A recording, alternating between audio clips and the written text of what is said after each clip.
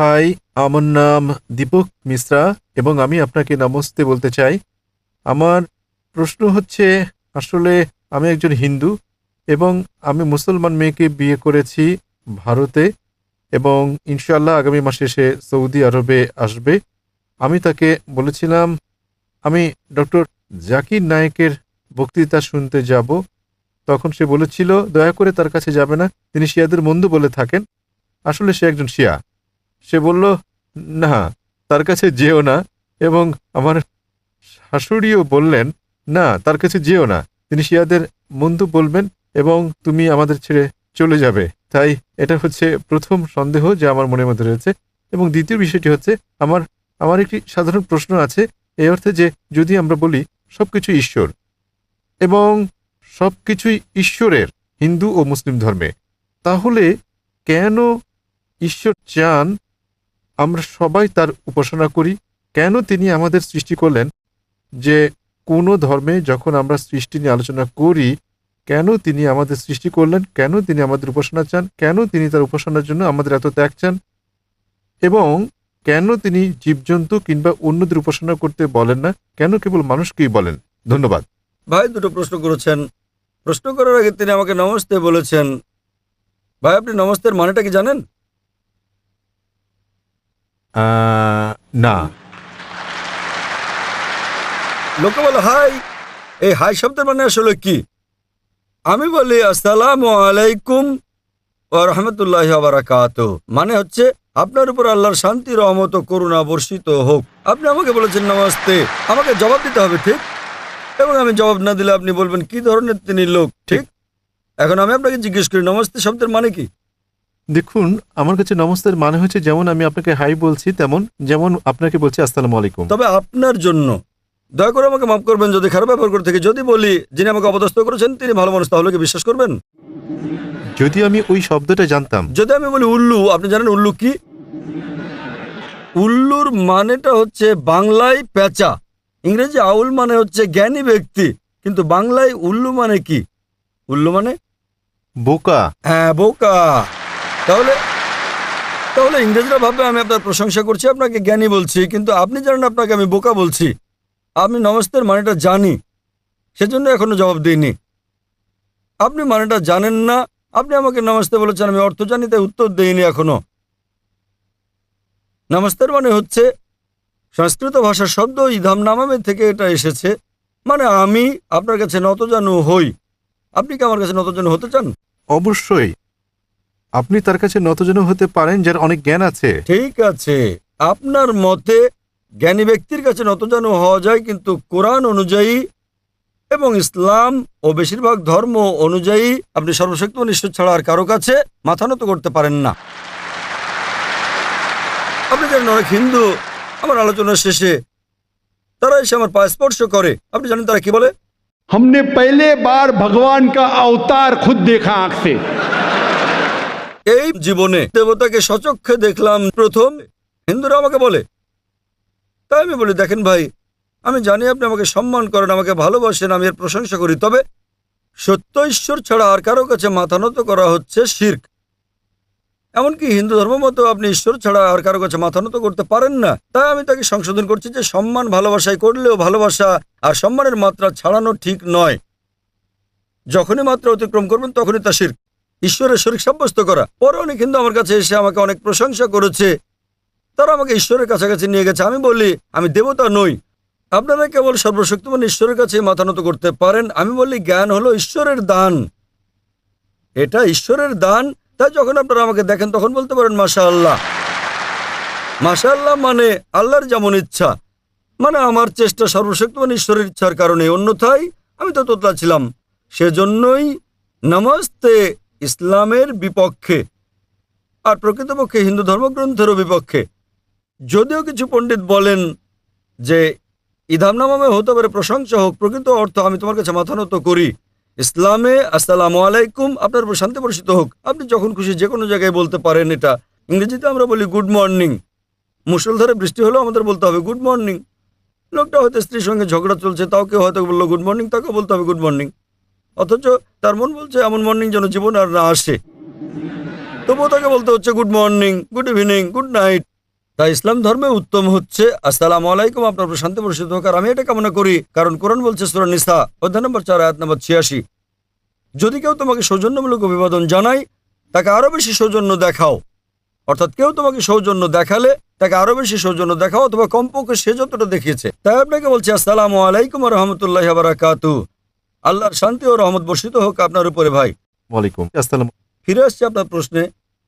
আপনার প্রথম প্রশ্ন ছিল, আপনি করেছেন যে আপনার হবু স্ত্রী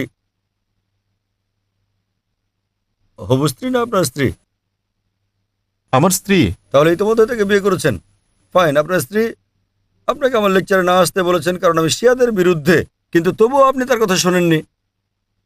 আপনি আমাকে অনেক পছন্দ করেন, আমি এর প্রশংসা করি। তবে তবে আপনি কি জানেন কেন শিয়া শব্দটি কোনো জায়গায় নেই কোরআনে?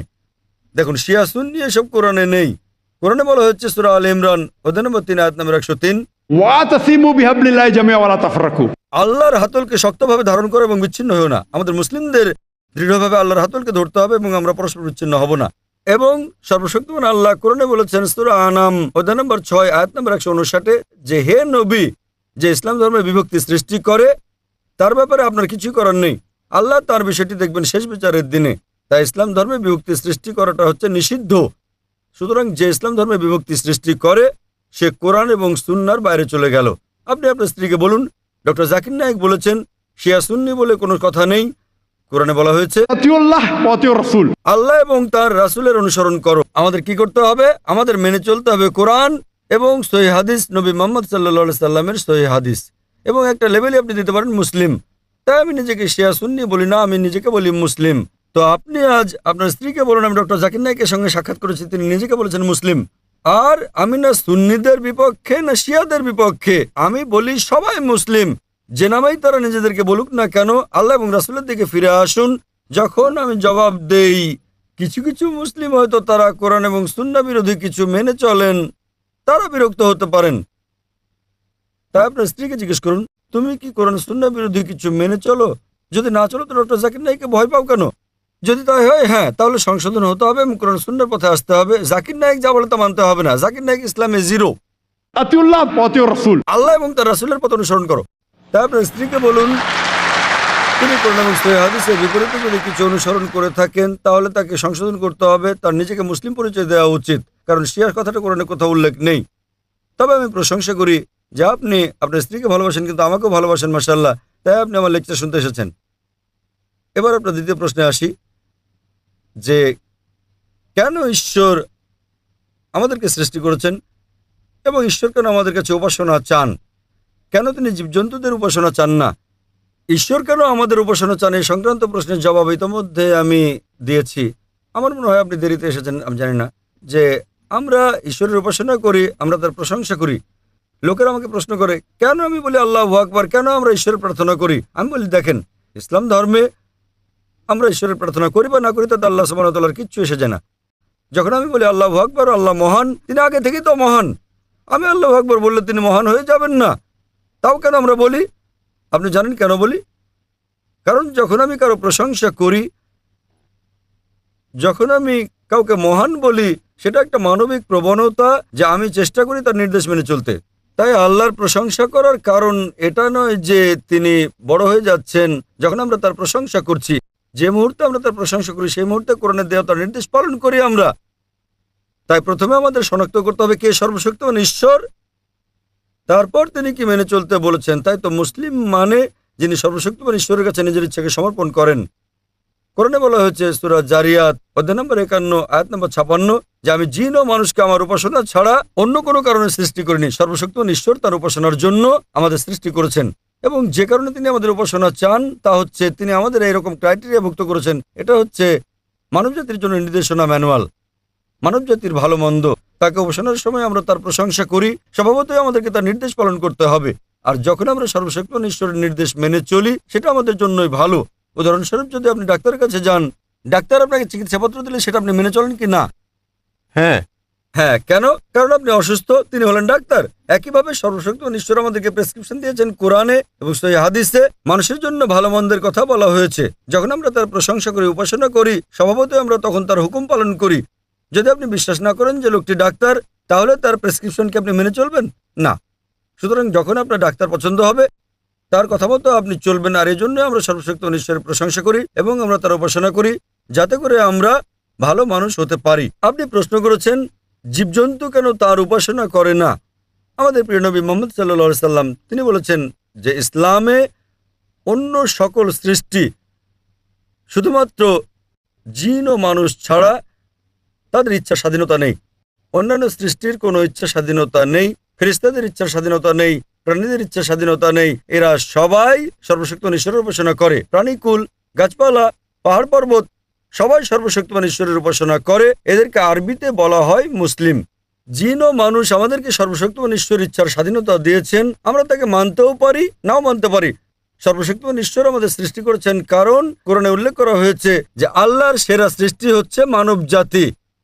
এছাড়া আমাদের আকৃতি, আমাদের দেহ, আমাদের বুদ্ধি, তিনি আমাদের ইচ্ছার স্বাধীনতা দিয়েছেন। আমরা তাকে মানতে পারি, নাও মানতে পারি। আমাদের ইচ্ছার স্বাধীনতা দেওয়ার পর তিনি যাচাই করে দেখতে চান যে আমরা তাকে মানি কি মানি না। অন্য সব সৃষ্টি যেমন প্রাণী, গাছপালা, তাদের ইচ্ছার স্বাধীনতা নেই। তাই এটা বড় কিছু না যে তারা সর্বশক্তিমান ঈশ্বরের উপাসনা করে, ভালো, আলহামদুলিল্লাহ। কিন্তু মানুষকে ইচ্ছার স্বাধীনতা দেওয়ার পর, যেমন বলা হয়েছে কোরআনে সূরা মুলক অধ্যায় 67 আয়াত নম্বর 2, अल्लज़ी खलक़ल मौत वल हयाता, তিনি আল্লাহ যিনি সৃষ্টি করেছেন মৃত্যু ও জীবন, কারা কাজে ভালো তা পরীক্ষা করার জন্য। সুতরাং এই জীবন পরকালের জন্য একটা পরীক্ষা।